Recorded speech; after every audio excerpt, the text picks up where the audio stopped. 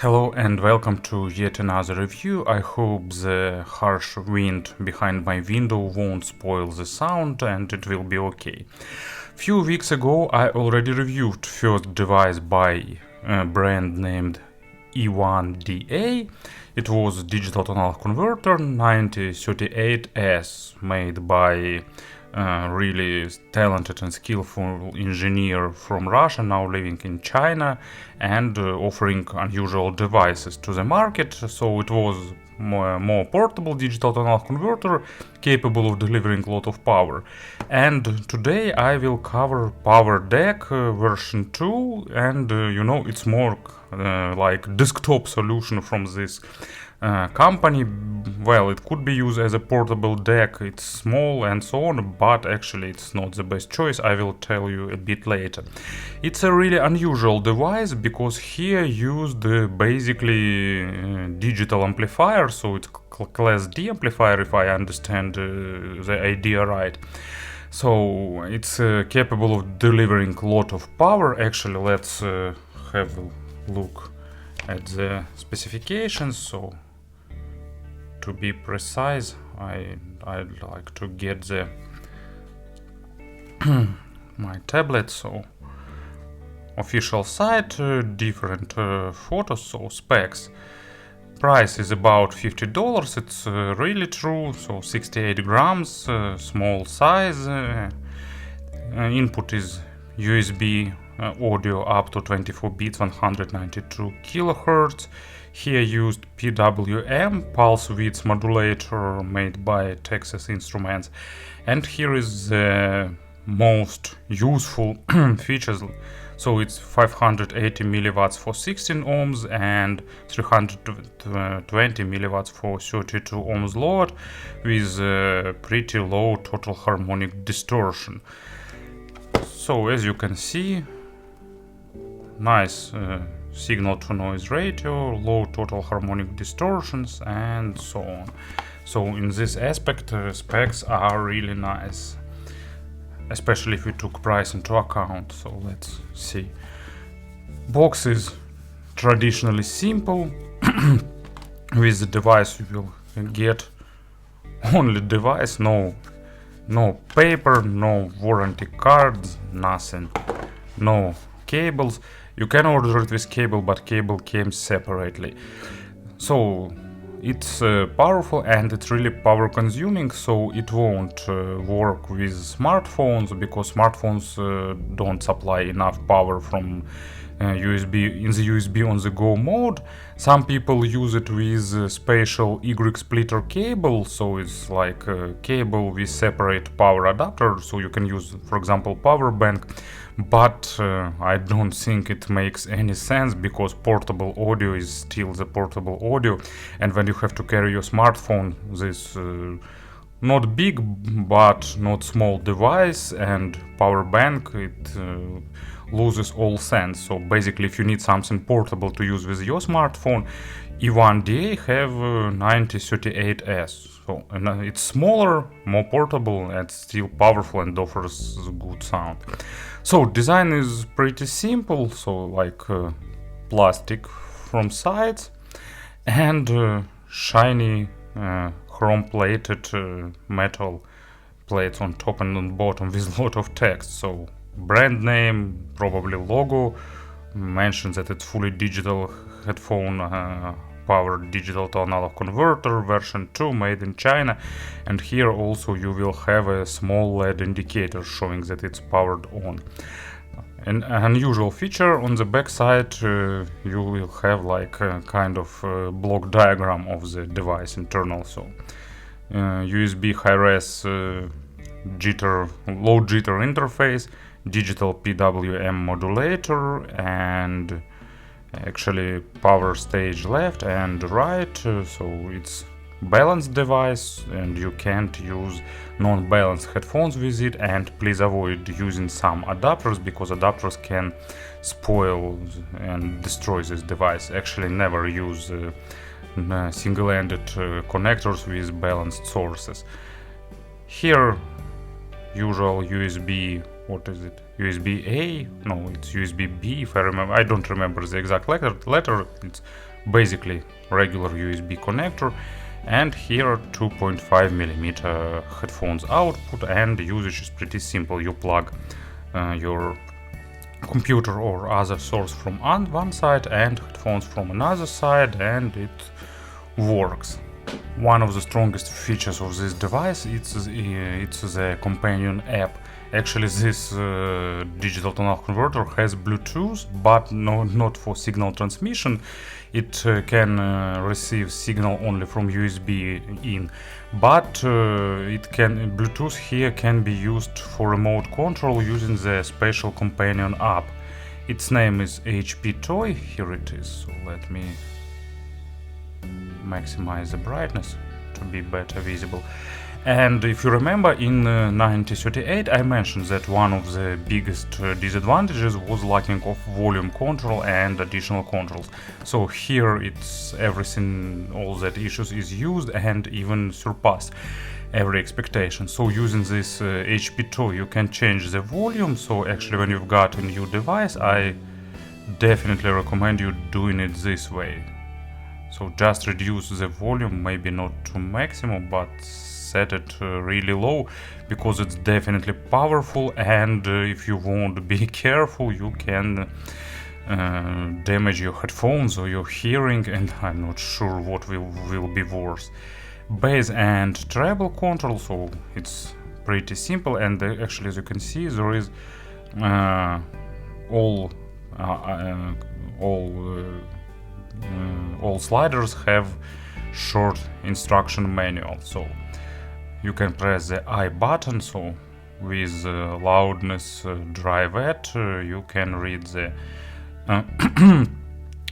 short description, what is it, loudness frequency, and what else, filters. So filter is basically its parametric equalizer. You can select the band, you can move it, you can adjust it, you can read additional information, and so you can zoom it, you can move it.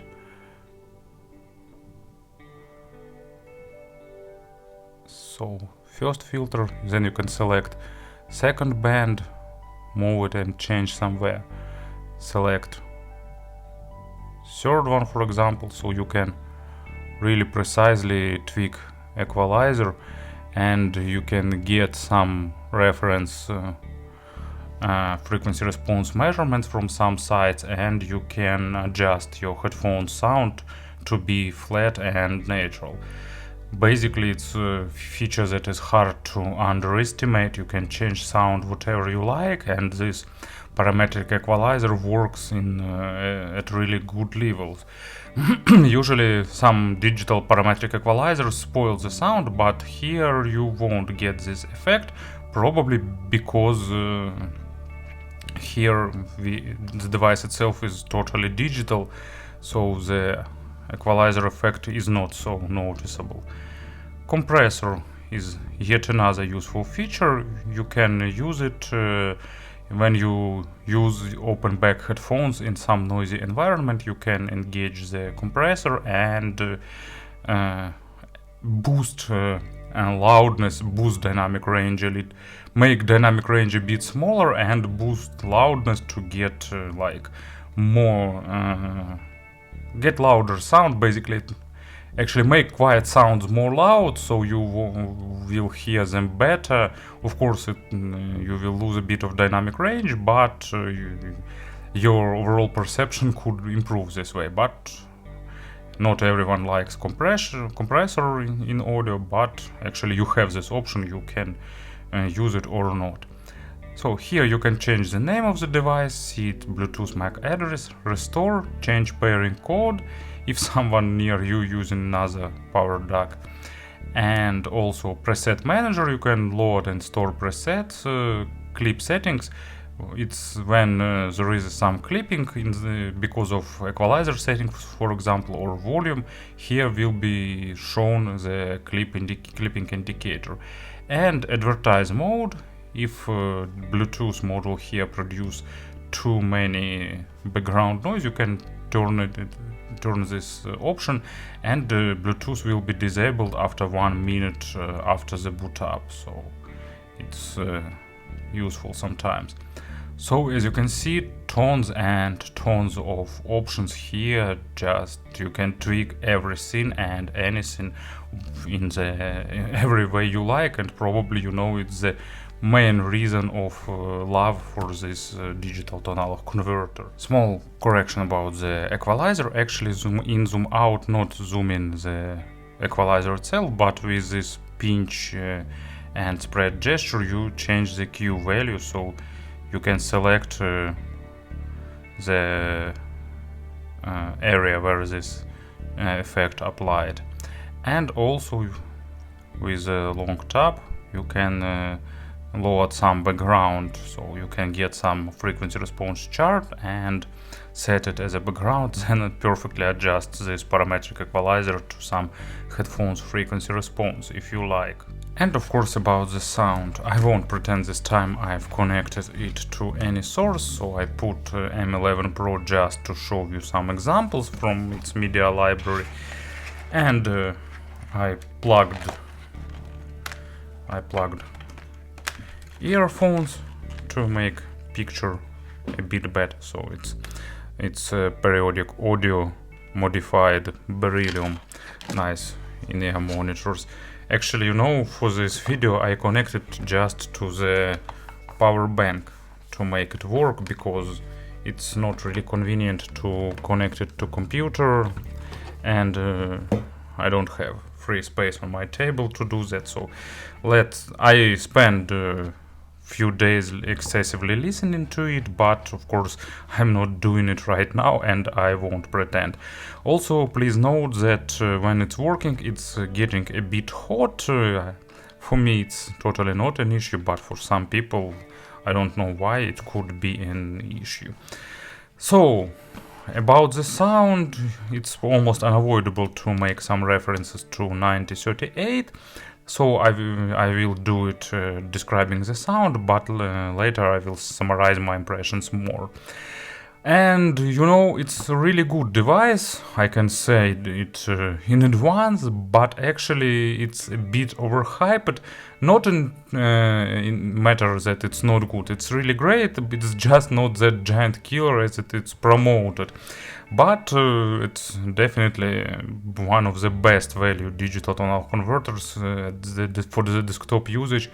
Actually the best one that I've tested. Maybe there are some others, but under $100 range it's definitely a worse option, but I will summarize it a bit later. So let's speak about the sound. It's a bit warmer, a bit more relaxed comparing with 9038, a bit less focused on the micro contrast and a bit more focused on the macro dynamics. And you probably can easily guess I like this tuning more, because for me, of course, resolution and details are important, but I will gladly trade like 30% of resolution for better weight distribution, for better emotions, for better macro dynamics. And here actually you have to trade much more than 30% anyway. So bass, it's pretty detailed, but not dry, not analytical. What is antonym for dry bass? Wet bass. Actually it's not wet, of course, but it's more weighty, a bit warmer, a bit more focused on the punch and on the kick.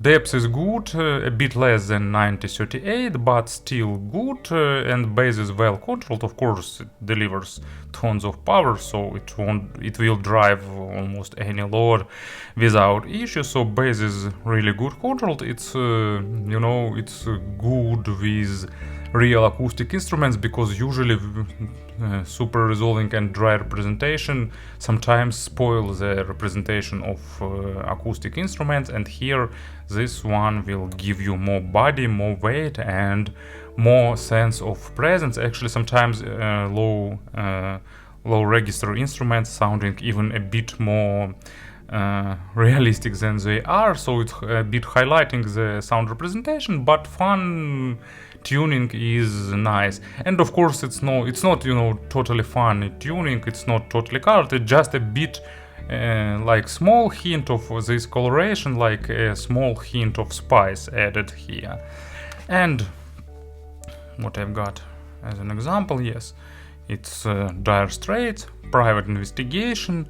The second half of this song consists basically of single bass string pulling at equal intervals like metronome and guitar solo, and this bass string is recorded pretty nicely and have good sense of realism, and this digital tonal converter will deliver it. You will have this feel of string being pulled, being released, all these parts of sound extraction you will have. Mids have pretty good resolution and bit highlighted emotions and macro dynamics, not super focused on the micro details, so it's more forgiving for the quality of record, but still pretty realistically sounding, with nice amount of emotions, with nice amount of body for the vocal and for the instruments, so all the stuff here is definitely present. Imaginary stage is above average in width and in depth, not as big as 9038 once again, but it's of course it's subjective thing, because stage is always based on psychoacoustics and it depends. So for me the result is 9038 shows better staging, but for you it could be totally opposite, and it's pretty simple, for me natural and more resolving devices usually sounding bigger. Of course there are some exceptions, but actually it's closer to a general rule, and I need to provide example for the mid frequencies. And it's Jethro Tull, thick as a brick. You know this record, it's long, it's really saturated with different effects, guitars, vocal, lot of pretty hard to represent things, and actually it's Steven Wilson's remix. I really like what he did with Jethro Tull. Maybe, as true audiophile I should praise like first press CDs and hate remasters and remixes, but it's not my case. I enjoy this remastered version more, and if you are a Jethro Tull fan, I definitely recommend you to check out Wilson's works. And of course this device really good with this track, because it's more about emotions, but still of course it's technical enough to play this track at all details. Treble is pretty good extended. It's probably the treble is, how to name it, not the most problematic, but the weakest part here. Treble is still good, has really good extension and nice resolution control, not being too harsh, too sharp, but at the same time it's sounding a bit unnatural, and it's a bit less refined than it should be. So of course, for $50 I'm nitpicking here, or it's true. So for $50 it's flawless device, like especially if you need to drive some full-size headphones, just grab this tiny box and it will do all the tricks and tick all the boxes. It's like a great way to save. But comparing with some more expensive digital tonal converters, treble here is a bit simplified and a bit relaxed than this should be, so sometimes it's lacking a bit of transparency, but it's just a little tiny bit. So I highlight this once and again, it's just comparing with much more expensive devices. So don't get it wrong. I'm not saying that treble here is bad, it's just a bit behind the quality of mids and bass here. And this way. And for the treble, I've got Rush, YYZ. You know why I choose this track. It's all about the different percussion and drum, and this device represented pretty nicely. Sometimes it's lacking a bit of overtone saturation and extension on the treble, but you actually, if you miss that, you can boost this area with parametric equalizer, and it will be improvement. So I'm describing the sound for the parametric equalizer being turned off, because with parametric equalizer you can change the sound pretty drastically. So more bass, more treble, less treble, some boost on the mids, for example boost upper mids and lower treble, you will get more presence for the vocal, and actually it can sometimes even improve depth of the stage. Just boost a little bit treble and you will have more bright sound with a bit more pseudo detalization. So it's really universal device if you like sound tuning. Of course, tweaking the sound with some third-party device isn't that convenient, and I'd like to have at least some way of volume control without using the smartphone, but it's still much better than no control at all, like in 1938. To summarize everything, pretty good resolving the powerful device, but a bit more warmer in signature and focused on the more vintage and analog sounding. Not vintage, not analog, but a bit more shifted that way. So I need to highlight it once more. Speaking about the comparisons, actually, you know, the only device that I will compare, it will be 9038. So if you need to use it on the go for 1938. If you need to get to use it with smartphone, 9038 is your choice. If you need what else? If you need maximum resolution and totally natural sound, 9038 is your choice. If you want to use device as a desktop, here is your choice. If you like tweaking the sound, here is your choice too. If you need to drive big full-size cans, actually both of them can do that, but this one will do it a bit more effortless way. Compare it with some other portable digital to analog converters, I see no sense, because, you know, for me it's not portable at all. Using this Y splitter cable, external power bank, for me it's a total overkill. So don't try to convince me I'm wrong, it's just my opinion, but for me it's a desktop device and it's really good in this aspect, and you know, it's just not try to use things in unnatural way. But if you like that, you can try it, but for my experience.